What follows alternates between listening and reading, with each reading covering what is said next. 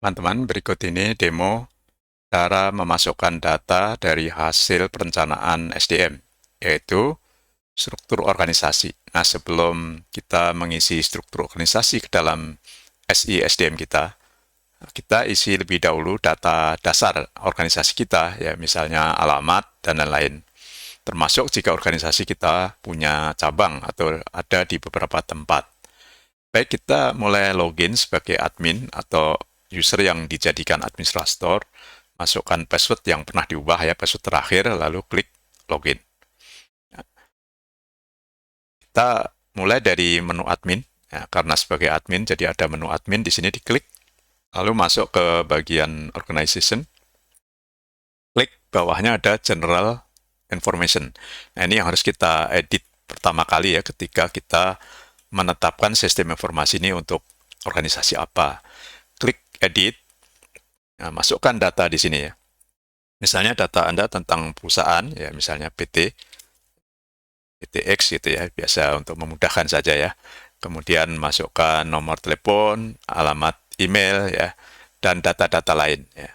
Kalau yang belum perlu ya Anda kosongkan dulu, seperti nomor NPWP ya, tax ID, alamat email mestinya Anda isi juga ya. Nah, jadi sekali lagi ini karena isi otomatis ya. Nah, tambahkan yang paling bawah ini teman-teman ya, visi dan misi organisasi kita apa. Nah, supaya tidak hilang dari catatan perencanaan. Demikian pula kalau ada tujuan ya, tujuan dalam jangka waktu tertentu, itu harus mencapai apa, itu masukkan di kolom note ini, karena tidak ada formulir khusus untuk sistem informasi ini, untuk meletakkan visi, misi, dan tujuan. Lalu klik save untuk menyimpannya, ya, karena Anda punya data banyak, boleh saja diupdate ya. Nah, kalau perusahaan kita lebih dari satu lokasinya, maka di bagian location ini boleh ditambahkan. Itu jika punya cabang ya. Jika tidak, langsung masuk ke bagian struktur. Nah, ini karena struktur organisasi untuk PTX itu biasanya yang paling atas, kalau PT adalah direksi ya. Kalau jabatan kan direktur. Nah, struktur paling atas direktur, atau kumpulan direktur, atau direktur dan komisaris kadang gitu ya, jadi satu pimpinan tertinggi itu biasa disebut direksi, kumpulan orang-orang yang memimpin. Tapi jika hanya satu orang, boleh saja Anda tulis namanya direktur.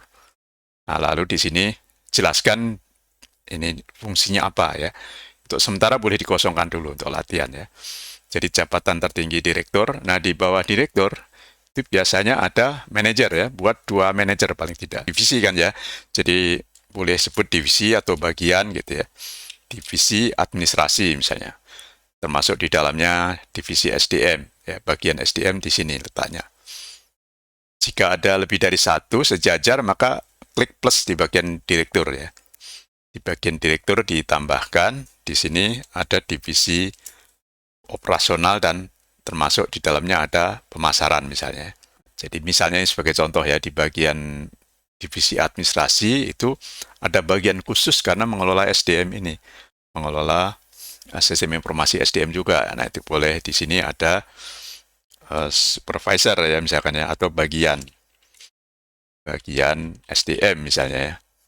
Jadi khusus yang menangani SDM ada bagiannya sendiri misalnya. Jadi boleh seperti itu. Perhatikan bahwa ini bagian pemasaran itu harusnya di bawah divisi pemasaran kan.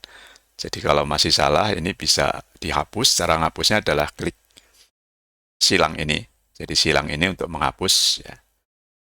Karena divisi pemasaran itu sejajar dengan divisi administrasi, maka kliknya di direktur ya. Bagian direktur diklik, masukkan di sini divisi pemasaran misalnya. Lalu klik save. Nah, di bawah divisi pemasaran itu ada bagian. Nah, tambahkannya berarti di kanannya pemasaran, klik plus, lalu di sini ada bagian. Ya, misalnya ada khusus bagian promosi gitu ya. Ini sekadar contoh saja ya. Promosi. Promosi hanya bagian dari pemasaran.